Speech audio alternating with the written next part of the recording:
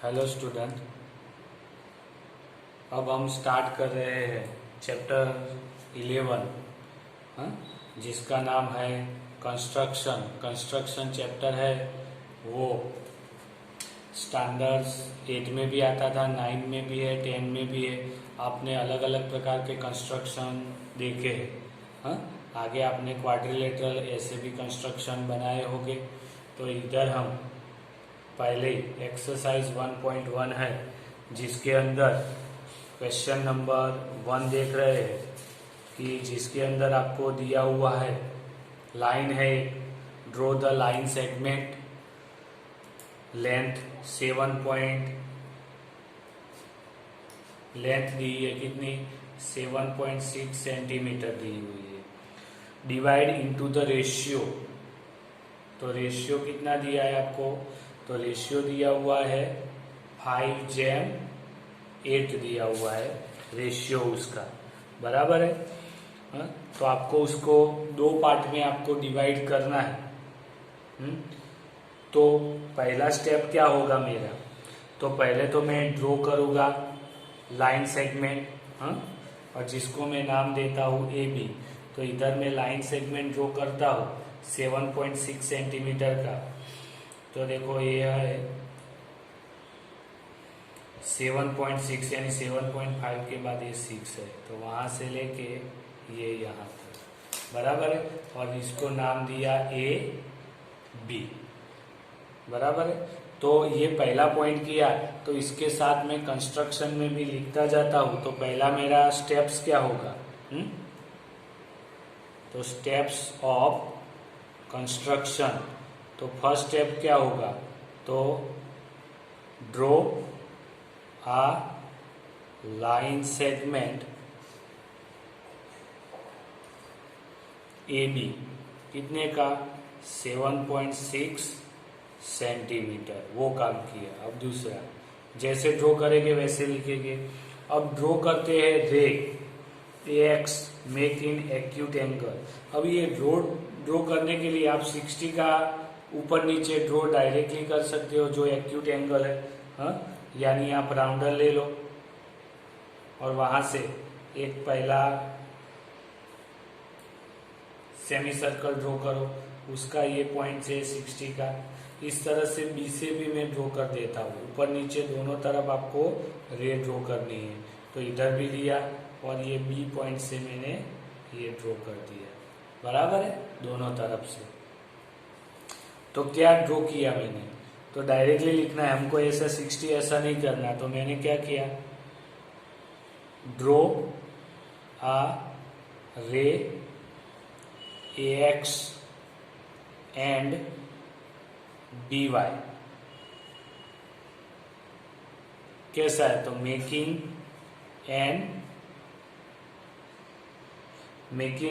Acute angle पे लेंगे ना, एक्यूट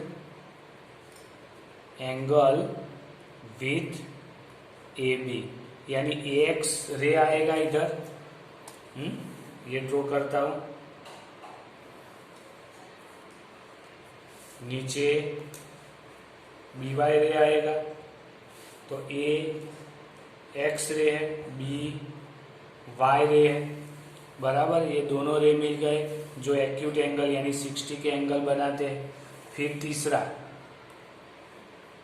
देखो 5/8 है ना, 5/8 यानी 5/8 बोल सकते हो।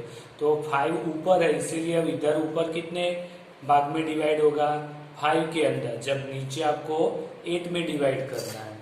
तो इसके लिए मैं एग्जैक्ट लेना है, ज्यादा कम नहीं करना। तो 1 2 3 4 और 5, यानी उसको मैं नाम क्या दूंगा, A1 A2 A3 A4 A5। तो आपको 1 2 3 4 और 5 पॉइंट मिल गए। इस तरह से बी के ऊपर भी वही सेम मेजरमेंट के साथ 1, फिर वहां से 2 3 4 5 6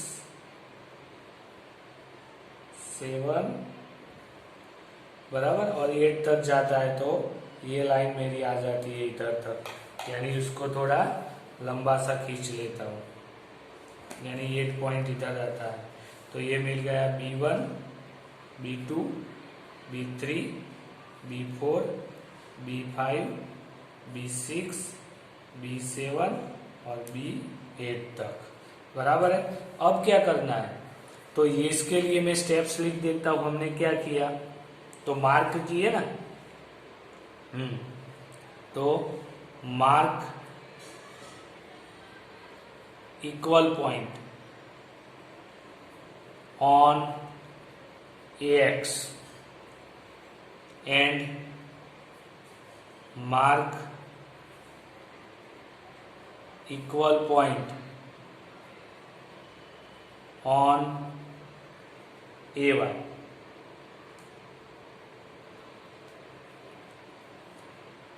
सो मेक देम, कैसे मिलेंगे, तो ऊपर मिलेगा A1 A2 से लेके A5 and B1 B2 B3 से लेके B8 आएगा, बराबर है।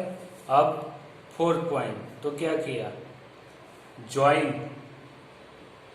पॉइंट A5 एंड B8, यानी A5 देखो ये रहा, A8 तो ये रहा, B8, तो इन दोनों को मैं ज्वाइन कर देता हूँ, बराबर। ज्वाइन कर दिया। अब वो किसको इंटरसेक्ट करता है, तो वो लेते हैं, ज्वाइन वाला पॉइंट कहाँ इंटरसेक्ट करता है, तो 5 A5 B8 intersect at AB, intersect AB at point P, यानी आपको एक पॉइंट P मिल गया इंटरसेक्ट वाला। A5 B8 जो इंटरसेक्ट करता है AB को, वो पॉइंट P हो गया, यानी आपको रेशियो में डिवाइड हो गया। तो 6 में क्या लिखा होगा, तो पॉइंट P डिवाइड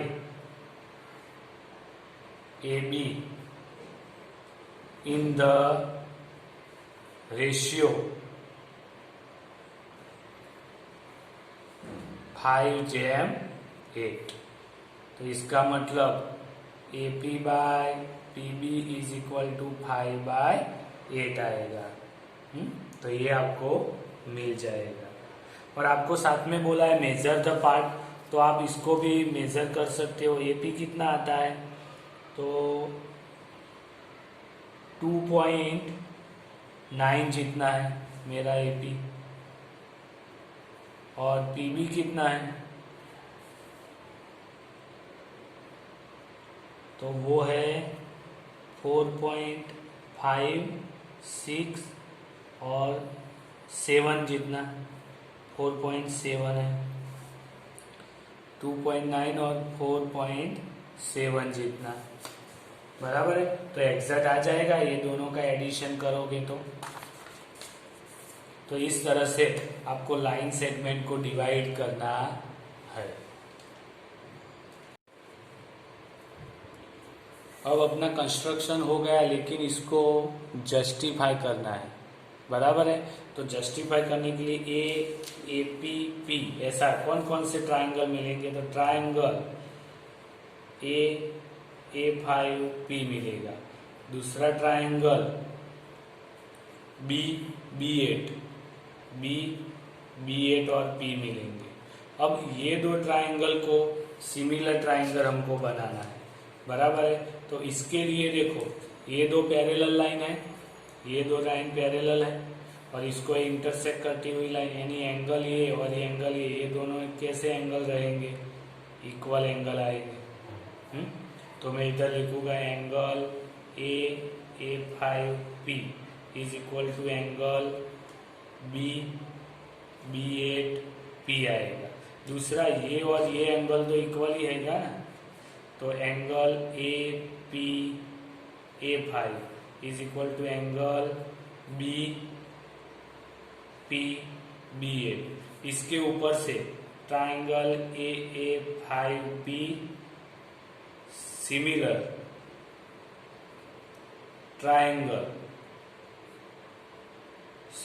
ट्राइंगल क्या आएगा, B8P आएगा।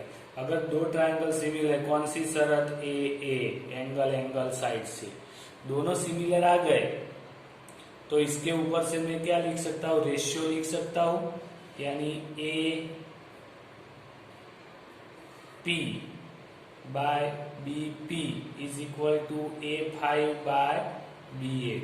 अभी A5 तो ये 5 पार्ट्स है और B8 तो 8 पार्ट है, तो इसके ऊपर से क्या हुआ कि AP बाय BP 5 बाय 8 में डिवाइड हुआ, वो हमने कर दिया, तो ये 5 पार्ट है जबकि ये A पार्ट है, वो जस्टिफाई हो गया। तो ये जो है सब ये आपको जस्टिफाई करके मैंने दे दी है।